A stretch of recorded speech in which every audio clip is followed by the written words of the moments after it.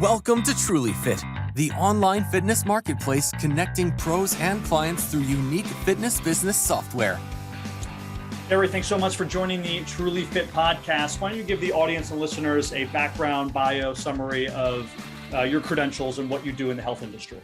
Sure, absolutely. Thanks a lot for having me today. It's great to be here. I'm Dr. Carrie Hoffman. I'm a clinical psychologist at my own practice in Bethesda, Maryland. So I specialize in evaluation and treatment of ADHD and executive function issues. So basically, I help people to learn to be able to focus better and improve their time management, organization, and efficiency. And a lot of that, too, is with health. If people have a hard time sticking to a workout routine or eating healthy, a lot of that really is related to executive functioning, which are really mental processes that are used for carrying out tasks. If you can't keep organized, it's hard to stick to a diet or a workout routine. So there's a lot that I do within that realm of helping people to sort of, essentially be healthier in a lot of ways, both mentally and physically. I think the general population confuses and doesn't really know the difference between a psychiatrist and a psychologist and sort of what the scope of practice is. Can you describe that? Sure, absolutely. Yeah, it can definitely be confusing. So basically a psychologist usually has either a PhD or a PsyD, so either, doctor of philosophy or a doctorate in psychology. I have a PsyD. A simple way of thinking about it is if someone, let's say medicine, just wanted to practice and really had no interest in research, they would do, or some interest in research, but the primary focus was on practice, they would get an MD. If all they want to do is research and no interest in the clinical work, they would do a PhD. And so basically a PsyD is essentially more of like a practical degree for psychologists. I mean, people with a PhD can certainly practice by all means, but the PsyD is more focused on the direct, sort of client or patient care as opposed to sort of research training. Do people come to you directly, or do you need to be referred by a clinician, and then you're sort of the second step?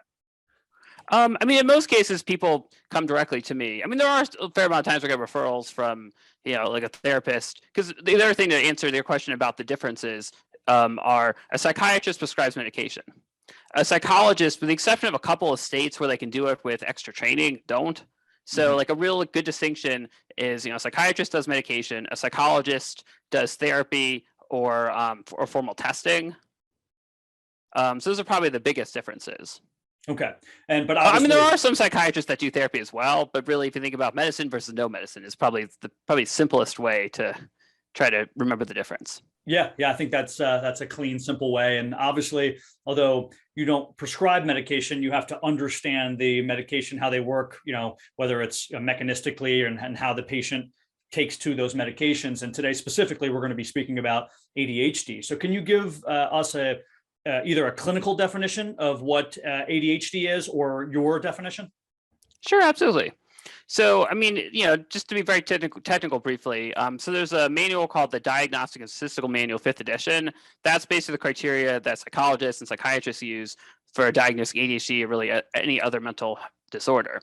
And so in the DSM-5, ADHD is what's called a neurodevelopmental disorder. So it's essentially a disorder that impacts self-regulation, which is associated with attention, hyperactivity, and impulsivity. One of the biggest sort of confusions around ADHD is people ask, what happens if I have the trouble with attention, but I'm not hyperactive? And so since 1994, the way that it's still called ADHD, even if you don't have the hyperactivity, the way that it's differentiated is you would have ADHD predominantly in attentive presentation, which means that the inattentive issues are primary, and you might still have some fidgeting, but not enough of the hyperactive or impulsive behaviors to warrant what's called a combined presentation diagnosis, where you have clinically significant issues with attention as well as hyperactivity and impulsivity. And then this one's, I don't see that often anecdotally, but there is also an ADHD predominantly hyperactive less impulsive presentation where those symptoms are prominent and then inattention is far less. Okay, that explains a lot. And for the purposes of this podcast, again, my goal here on the Trulyfit Podcast is always to help fitness professionals and health professionals, but specifically fitness professionals, better assist their clients and grow their business. And most of our clients are adults. So I want to sort of flip here to adult ADHD. What is the difference between adult ADHD and childhood ADHD, if there is any? Oh, sure. It's a good question. So, while there are definitely adults that get diagnosed for the first time with ADHD as an adult, typically the symptoms are according to the criteria, are supposed to have been there prior to age 12. So a lot of times, even if someone first gets diagnosed in adulthood, the symptoms are always there, but a lot of times they change as you get older. So for example, one of the probably the biggest differences is hyperactivity. So, probably the stereotype of ADHD is often, a child that can't sit still, it's bouncing off the walls and things like that. When you get more into adolescence, into adulthood, a lot of times, there may still be fidgeting, but it sometimes gets more channeled into sort of inner restlessness.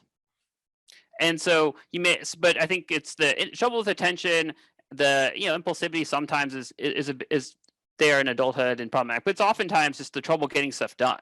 That it's, the person who is always late for stuff, who, can't follow a routine if they want to work out, or, they have a diet plan, but they just can't seem to follow it, and they, forget to do it, or, just can't sort of follow step-by-step directions.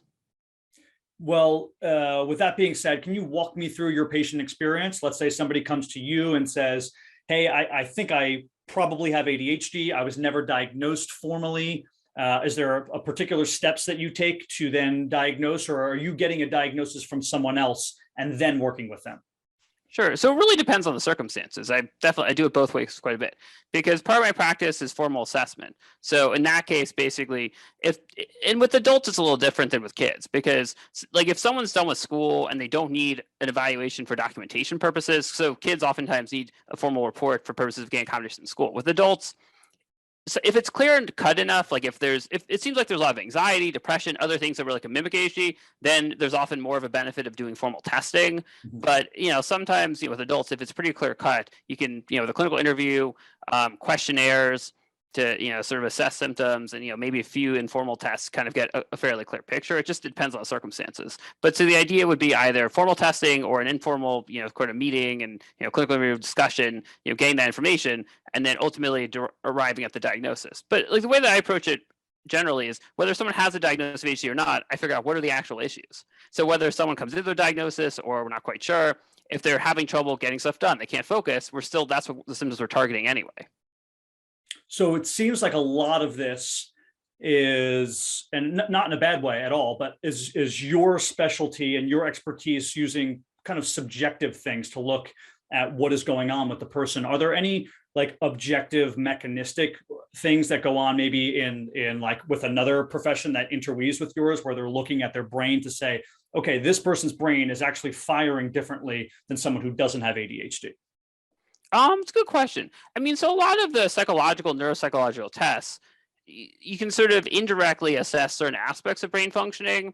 One of the questions people often ask about is, could you just, so for example, if someone has strep throat, there's a pretty standard test you take and you can determine if someone has it or not, or I guess in the current situation, COVID. But, with ADHD, even if you were to do brain imaging, because people's brains look slightly different, and you can sometimes have people that have more activation in a certain area than others, it doesn't always mean it's definitively due to one thing or another. So it's not, so even that, it isn't sort of super objective.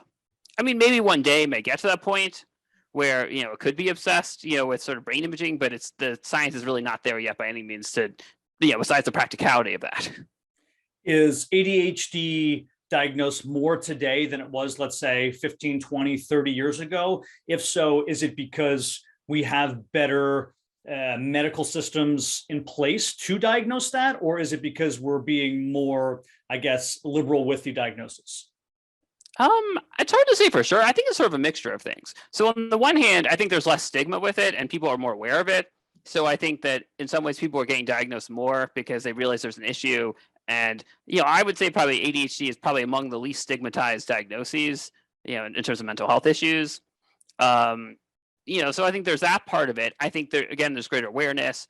I think other, things contributing to it are, if you think about the demands placed on people that you have, especially with adults, with a job, that even if your job is really, something you're really good at, a lot of times, especially with increases in technology, there's more of an expectation of doing things yourself. And there's oftentimes less admin support depending on your job.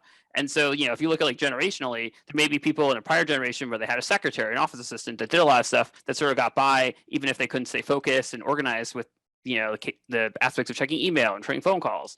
But a lot of times there's less of that in jobs these days. And so I think people tend to be struggling more. So sometimes it's, even if it was there more in the past, it comes out more because of the way society is set up right now in a lot of ways. As, you could put yourself in the personal trainer role here. if I am working with a client, we typically have like an intake form, like a health history form and a PAR-Q physical activity readiness questionnaire, health history. They write down all of the medications they're taking on that form too, so that we understand. If we have a client who's an adult and they come back and let us know they have ADHD and they're on said medication, some form of Adderall, I assume, what should we be potentially concerned with from a health perspective? I mean, I think practical things would be, looking at what side effects, if any, they have from it. So do they not eat as much when they're on it? Does that impact, functioning in terms of whether it's, when they're working out or, or after rather, in terms of, not feeling hungry, so they're not going to refuel after, looking at, do they get more dehydrated? Are they drinking enough water? So like from a, physical standpoint, looking at those things, I think otherwise, not so much the medication itself, but ADHD in general, looking at how easy is it for them to follow through on stuff on their own. So it's one thing if they're working directly with you, but if you set up a workout routine with them and they're supposed to do it on their own, how good are they at executing that themselves? Is it that they know what they have to do, but just can't get themselves to do it? Do they maybe do a quarter of it? Do they sort of skip around? Like how consistent are they? Yeah. Like I think that would be something. And to also work through for them, the idea of how do you increase that? So, to ask them, honestly, how are they doing with whatever you've set up? And if they're not following through, look at ways to increase the follow through. So whether it's helping them to, set up a specific time of day to work out, setting, various reminders in their phone, whatever it is, I think just maybe a little extra sort of assistance in the planning piece to help them to execute the working out. Or also thinking through if maybe, a typical workout just is not as fun for them. It's hard, and that's harder. Looking at, could you figure out a way to help them to sort of find something they enjoy doing that sort of gets at the same sort of skill sets you're trying to build up? Yeah, that's all fantastic information and really good points there. I've had clients before who either forget appointments or they have so much going on. Let's say they work a 9 to 5 that they cancel very often, right? They have adult ADHD and they have so much going on. They go home and they go, you know what? I don't have milk in my fridge and I have to answer this mail and I have to call this person back. So what I do is make sure that, let's say they're 20 minutes away from the gym. If they get off at 5, our appointment is at 5:30 so that they don't have time to go home and then come back to the gym. Otherwise, they may never get back to the gym. They have to go straight to the gym so that they're prioritizing their health and fitness, and then we can avoid some of those issues. Yeah. Well, I think that's a really great idea. And, I also wanted to, kind of piggyback off of some of the things you said and talk about the health issues potentially behind taking some of these medications. Is it can be an appetite suppressant, or it is an appetite suppressant. And some people, I'm sure everyone's bodies are different, deal with that differently than others, but we have to know that, if our client is potentially on these medications, we have to ask them when they last ate or did they eat, because they may not be hungry and they may not have eaten prior to the session, which changes how we work with our clients, right? So if my plan for the day was to do a very intense workout, a HIIT workout with a lot of legs and a lot of jumping and plyometrics, and it was at 5:30, and they hadn't eaten since 8:30 a.m. because they just weren't hungry, well, then I may have to change that plan and workout, because they're not going to have necessarily the energy to do that sort of workout when we get to it. And like you mentioned, dehydration, and I'll also add one more factor, and you can correct me if I'm wrong here, but I imagine for some people, dependent upon the type of medication, whether it is, so some people take a sort of a long-lasting medication, and some people are taking doses throughout the day, that sleep could be affected by this potentially. So if you're working with a client in the morning and they didn't sleep proper because maybe they took a dose late at night, that would have to be factored in. Right, exactly. And I think, but even whether medication or not is contributing them to, not sleeping well, I mean, you definitely, obviously, because I'm sure want to look at the sleep, because if you think about one of the other issues a lot of times with ADHD and self-regulation is getting yourself to bed, whether you're tired or not. There's often a tendency to, let me just get this, get a couple more things done and then get to bed. That I think, I always view sleep as, think about it as an appointment that you have to attend during certain hours. And then you fit everything else around. Because I think a lot of people do it where, let me get everything done and I'll fit in the sleep around whatever time I have. But I think taking that other approach of focusing on it as if it's an appointment you have to attend can often be helpful. Is the first intervention for somebody who potentially has ADHD, let's say you go through your assessments and you're pretty sure that this is what they have, is the first intervention medication, or are there exercises and activities and work that you're doing one-on-one and to try to push maybe potentially medication out of the equation altogether? Sure. I mean, it depends who you ask in terms of of who might say, is it a first line sort of treatment, or are there other things? Either way, I mean, so medication is going to help with the direct focus and to some degree with the task initiation. So getting yourself started to do things.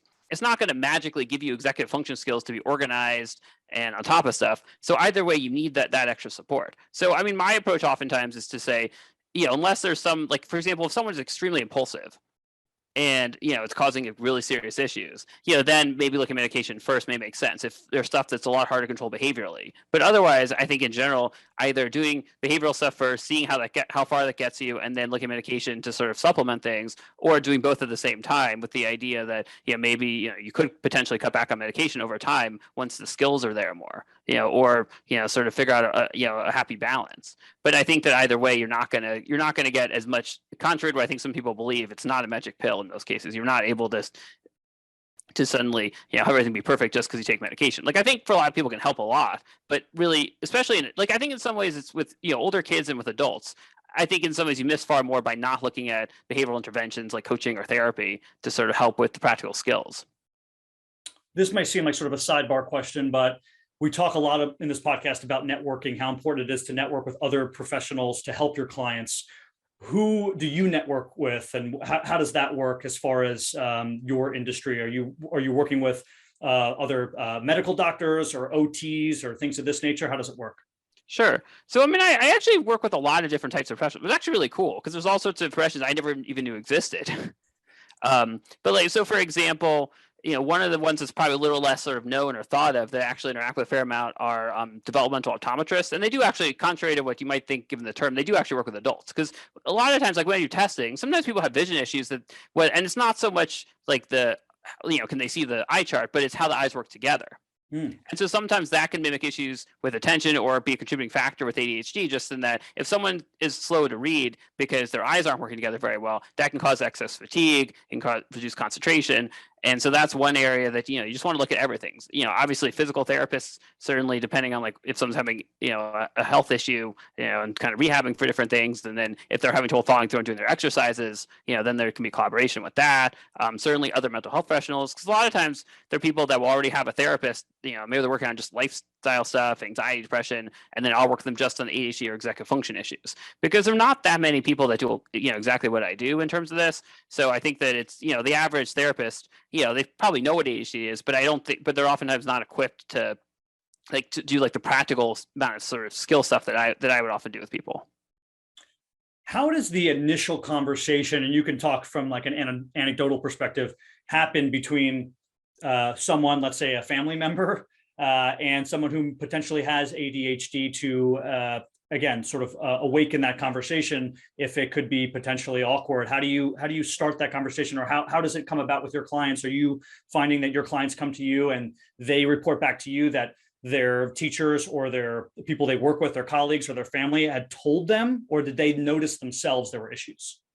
I think it depends. I mean, there are a lot of people that notice it themselves to some degree, but it's usually some sort of push. Either, they're really struggling at work and at risk of getting fired, or their significant others had it with them because, they're forgetting to do stuff like pick their kids up from school. I mean, that's probably a little more extreme, but I've certainly seen that happen. Sure. So it's, I think, or it's just, not getting stuff done on time and, sort of being very stressed, and the significant other just feeling like, oh, I've asked you a million times to do this and you still haven't gotten it done. So I think that there's a lot of, so when there's an external issue going on that's creating problems, I think that's where I think people start to sort of recognize, oh, I need to take action and do something. Do you find that people taking sort of agency over their health and fitness helps them with their ADHD too, that it may be sort of, I don't know, again, if this is sort of a mechanistic thing where the hormones in the body are different and there's more serotonin, or they're just more relaxed, that exercise helps this? Yeah, I mean, obviously exercise is helpful for pretty much everyone. Sure. But I think with ADHD, I think the ways that I find are often extremely helpful are, especially for people that are really hyperactive. Like, I often recommend getting, exercising throughout the day, like in terms of movement breaks and things like that, as well as like an actual workout. But for a lot of people, doing it first thing in the morning can help kind of carry them throughout the day. The other thing also is, so for a lot of people that fidget, what I often recommend is I like to call it the idea of harnessing fidgeting to improve focus. So if someone's like shaking their leg or, fidgeting with stuff, basically,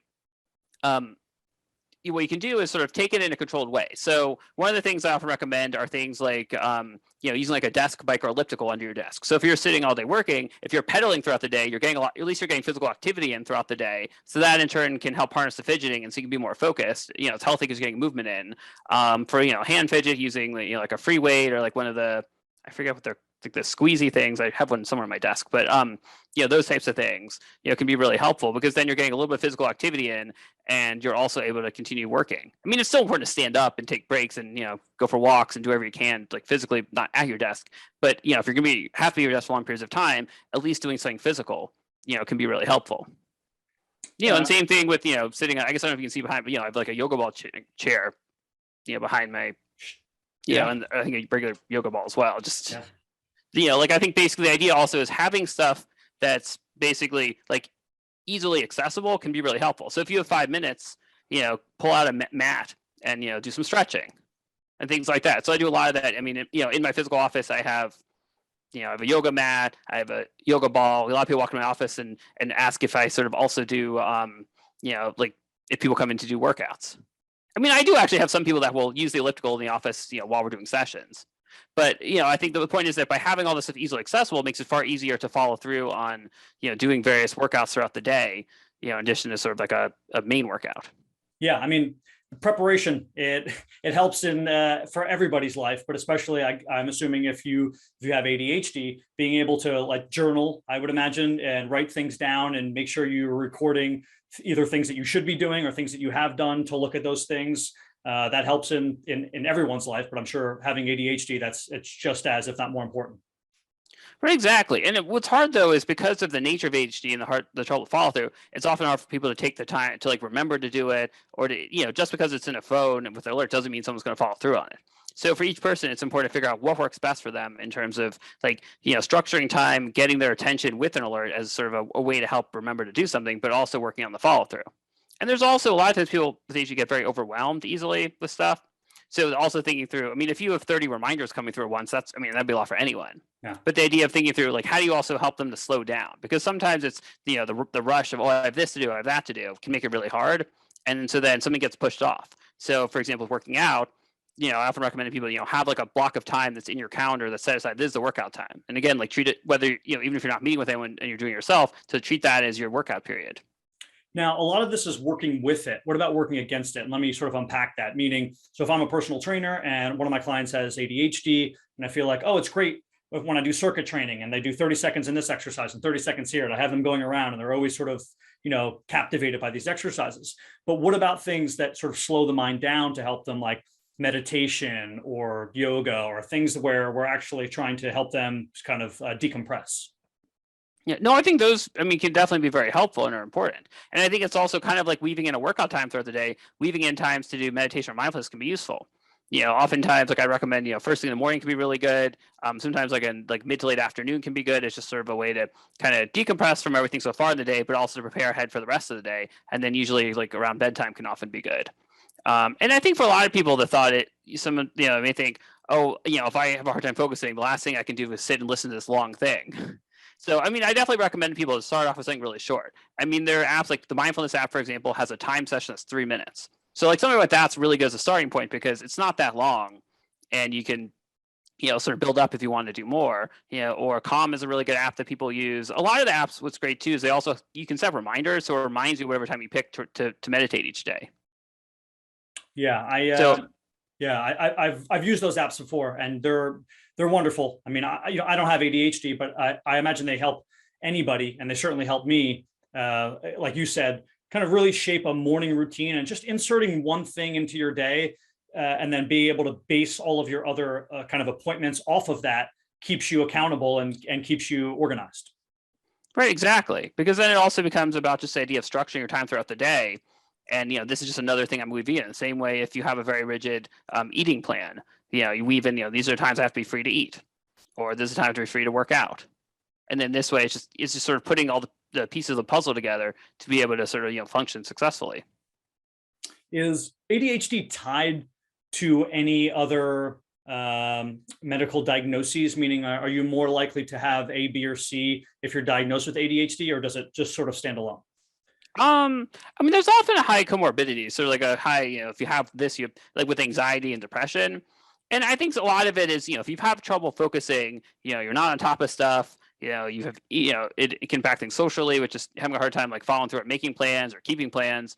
Then, obviously those things weigh on people after a while. And so it can often create anxiety about, how am I going to get this done? I know I have trouble doing this.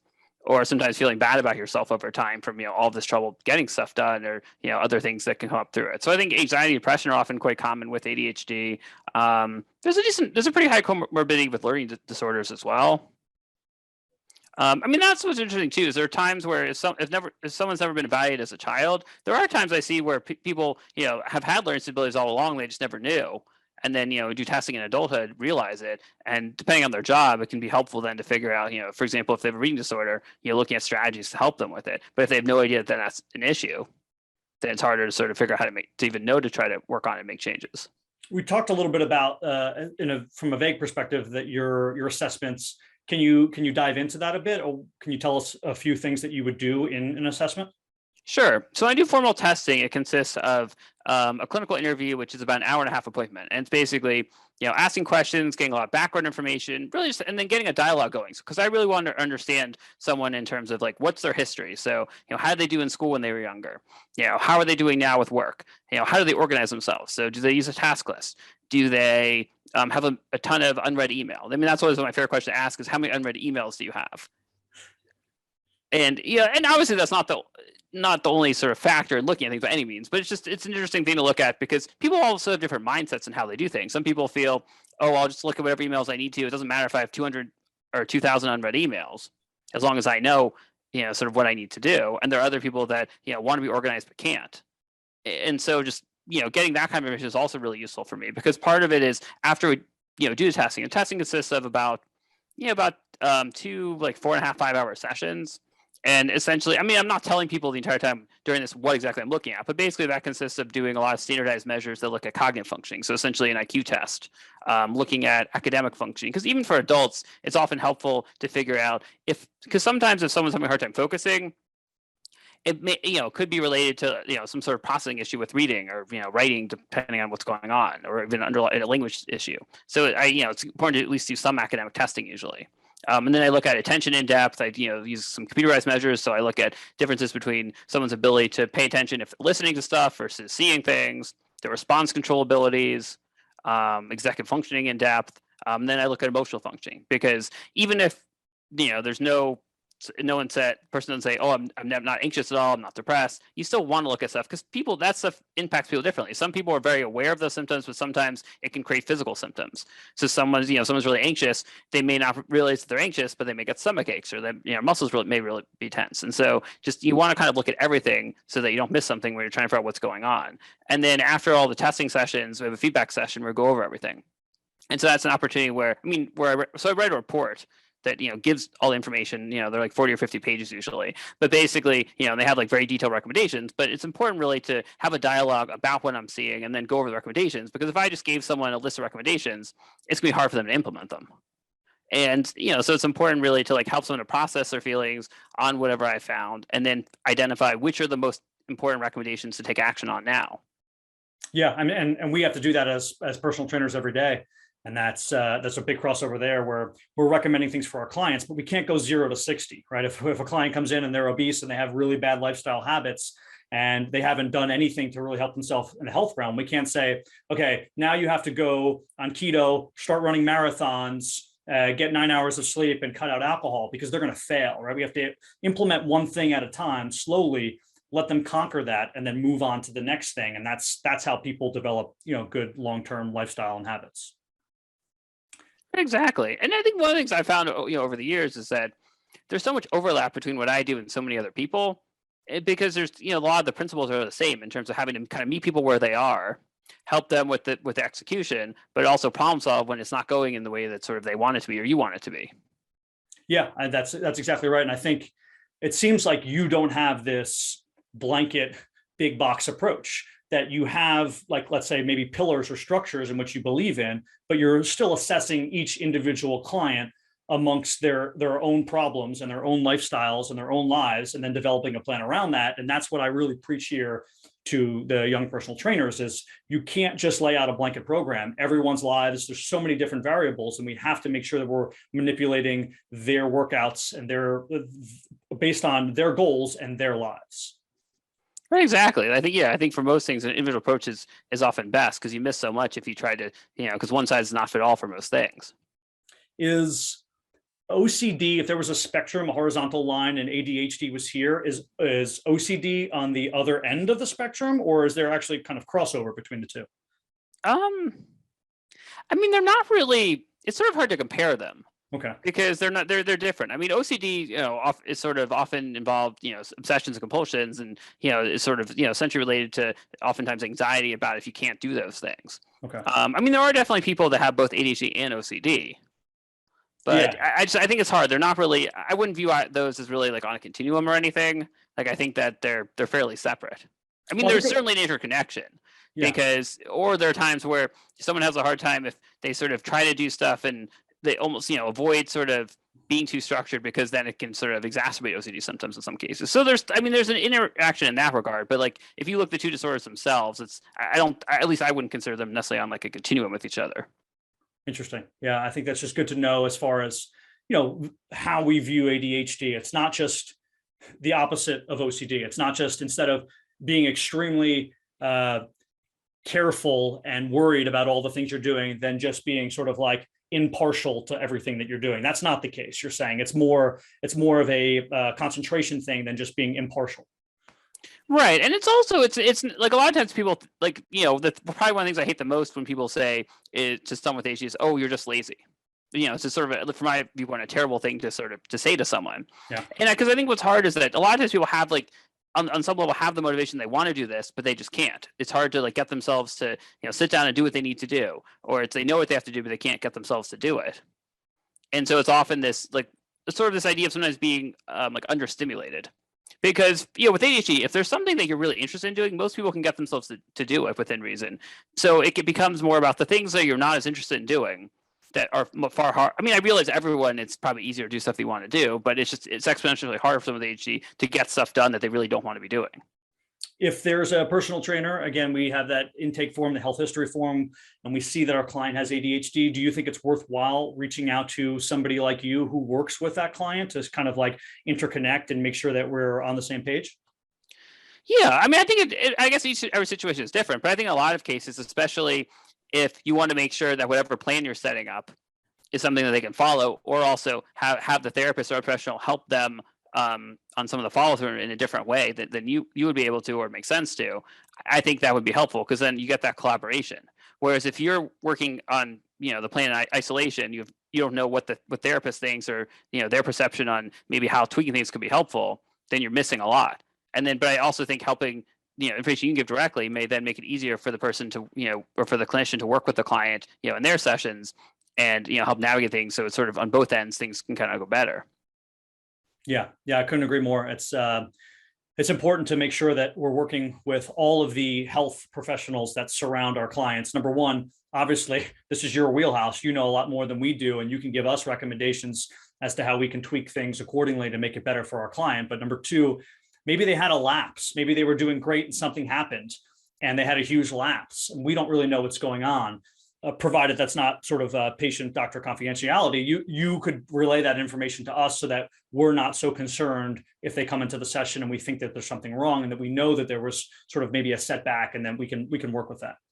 Right, exactly. Yeah, I mean, I think and most as long as the client signs a release form, then and that's usually you'd be able to sort of share information back and forth. So so I think that kind of stuff is helpful because also with ADHD, a lot of times even if someone gets into a really good routine, if something throws off, if they have a break of some kind. Something that throws off, it's sometimes harder to get back on track with routines than, the average person in a lot of cases. But also one of the other big things is the awareness, figuring out like what you can do to help things sort of essentially be in someone's face enough that so for example, with drinking enough water, like one of the things that can be helpful and, work with some clients is, thinking about like, I don't know, I use a water bottle where it's, you see it, but basically like numbers. And so, based on the time of day, how much water to drink. So something like that is like a very visual thing for someone. Whereas if you just say, drink X amount of ounces of water a day, they're probably not going to I mean, a lot of people may have trouble doing it anyway, but like thinking like, how do you even break down like how much water should I have drinking by 10 a.m., by 12 p.m.? And so like helping people based on like what their schedule is like, can be really helpful. Yeah. And then keep continuing to tweak those things if it doesn't work. You can't just try one thing. So for your water example, I tried to buy a really expensive bottle of water, something to hold water in. And I thought, like, if I spent a lot of money on this, then I'm going to make sure that I always have it around and use it. That didn't work for me. For whatever reason, having a jug of water, buying $1.10 jug of water around makes me carry it around. And that's just what helps me. So that's what I have to do. And if you're trying to help your client, think of 3 or 4 or 5 different ways to do these things. And if one doesn't work, be ready and prepared with the next one until something does click, because we all respond to different things. Exactly. And because everyone's different, it's important to sort of, it's unfortunate trial and error to some degree, but it's the act of continuing to keep trying is going to bring about those changes long term. Whereas if you sort of give up, you're not going to make any changes. Yeah. This was great information. Where can the audience find more about you and information that you give, or even reach out to you directly if they have questions? Sure, absolutely. So I'm based in Bethesda, Maryland, but with telehealth, I can, in terms of people want to work with me, I can see clients in DC, Maryland, Virginia, and about 23 other states. So if you go to my website, it's hellerpsychologygroup.com. I can also be found on Instagram at hellerpsych or Carey hellerpsyd. Facebook at Heller Psychology, Twitter at Carey hellerpsyd, and you can also email me at appt@thehellerpsychologygroup.com if you have questions. My guest today is Carey Heller. Thank you so much for joining the Trulyfit Podcast. You're welcome. Thanks a lot for having me. This is fun.